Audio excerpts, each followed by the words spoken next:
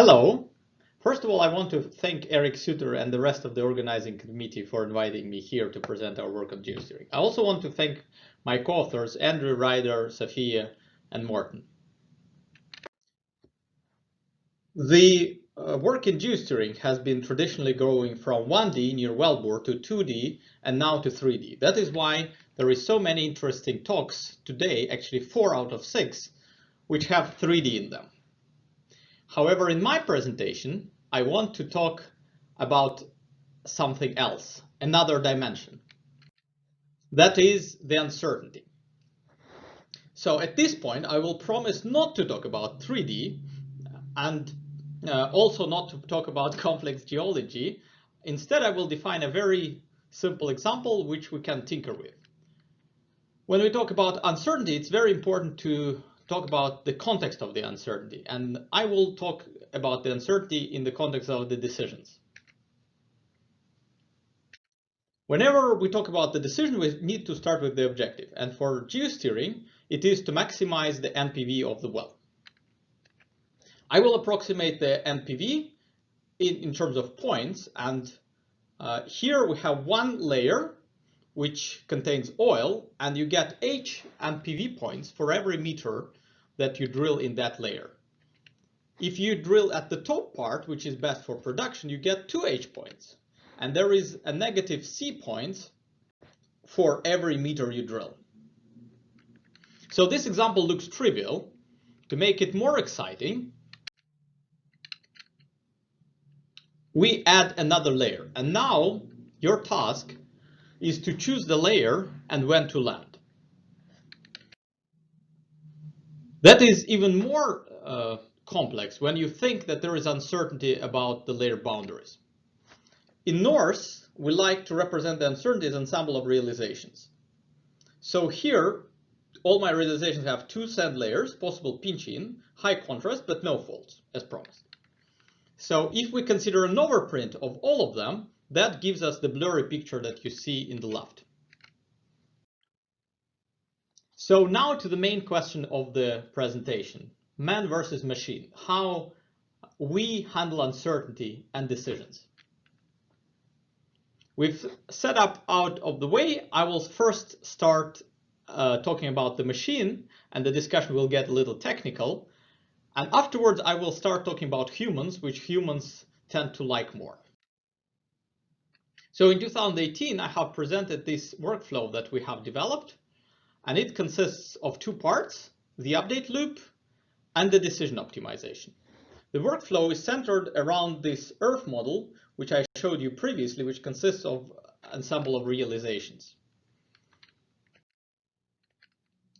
So whenever we get new measurements, they are compared with the results of the forward modeling of each of the models in the ensemble, and then using an ensemble Kalman filter, the misfit is reduced, meaning that you get new realizations with reduced uncertainty. And these up-to-date realizations are input to the optimization. For our decision optimization, to get the best well, we want to optimize it in the long run, meaning that we want to find full best trajectory. And we do that for every of the realizations. However, you can make only one decision. And to that end, we only need to commit 1 point. So we consider all the allowed alternatives. Here it's going ahead, going up, down, or stopping. And then we choose the alternative which gives the best result on average in the long run when we consider the whole well. So this summarizes to the generic workflow.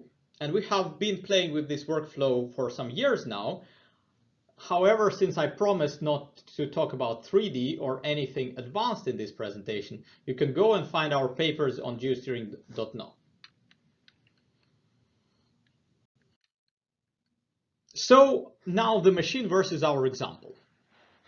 We have this 2-layer model as I showed before, but to make it more interesting, I will introduce another one where the bottom layer is optimal. So here you see the trajectory of the optimal well for both of them. So the initial setup is identical, and the thin line shows trajectories for each of the realizations. This point is the current decision point, and this is the next proposed direction based on all models. So when we start drilling, we see that there is this depth of investigation, which is represented by this oval. And since we haven't moved close to the expected layer, nothing changes and the two pictures still look identical. After some steps, we start to see the first differences in terms of where we are going to go. And here you see that the decision on the left is to build up and thus to land the top layer, while on the right, the decision is to drop and then probably land the bottom layer. So now, as the drilling progresses, the well has landed in the left and is landing on the right now, and then there is little of the well left. So, okay, let's consider the final results and compare it to the best well optimized knowing the truth. I would say that on the I-norm, it compares pretty good given the uncertainty. So the machine shows very good results, and this guy gets the crown. So I have presented that at the conference in 2018, and then some skeptics were asking, how would this algorithm compare to the decisions of experts? And this is actually a very hard question, because how can you compare an algorithm to experts given that you cannot just put this on a real rig, and even if you do so, it is really hard to compare outcomes because you don't know what is under the surface.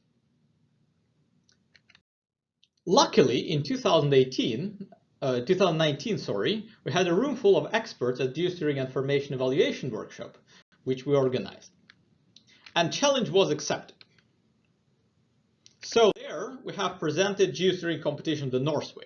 The main feature of this competition is that the experts could use their mobile phone without any installation and try to compete with the machine under this example.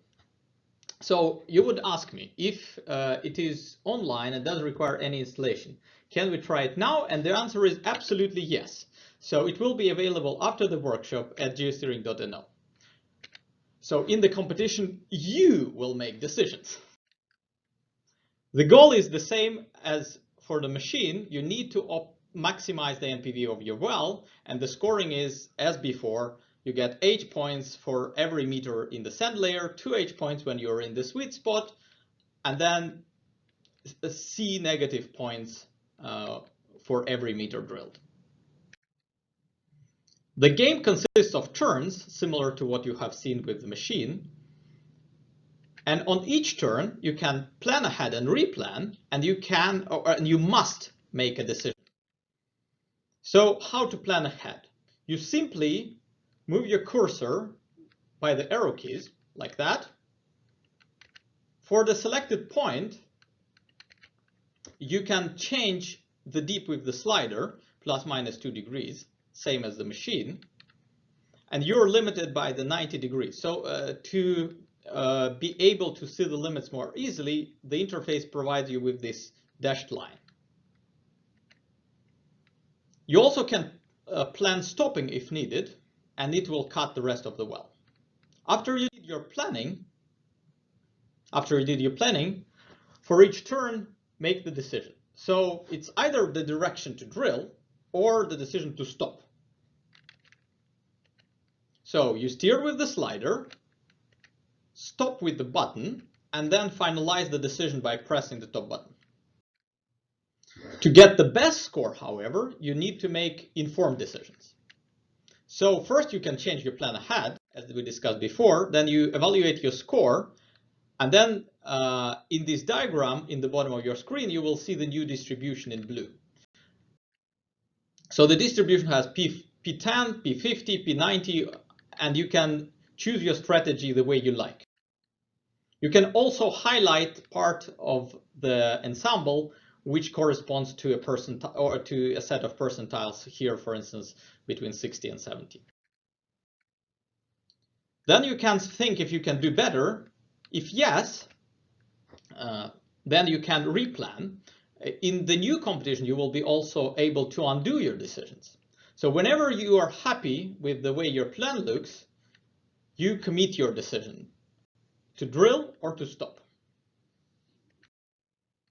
So what happens with your drill? So as for the automated system, the ensemble Kalman filter will assist you and update uncertainties automatically. So the EM tool is located at the bit. Its azimuthal sensitivity is about 4.8 meters, and it is shown by this oval in the interface so that you understand where you're going. And then, as I told you, NKF will integrate the new data automatically into model realizations, and your picture will become less blurry when you approach the actual layers. So now let's move to the results of the workshop. In the workshop, there have been 3 scoring rounds so that we can reduce the luck from there. The bottom layer was optimal for the first round, and rounds 2 and 3 were actually identical with the top layer that was optimal. And of course, the scoring has been done over the average for several rounds. And here you see the second round, and you see that the top participant actually ended up on 19th place among humans overall. And you also see that the machine actually didn't win this round. Neither did it win any other rounds, in fact. So this brings us to the question, who is the king of geosteering?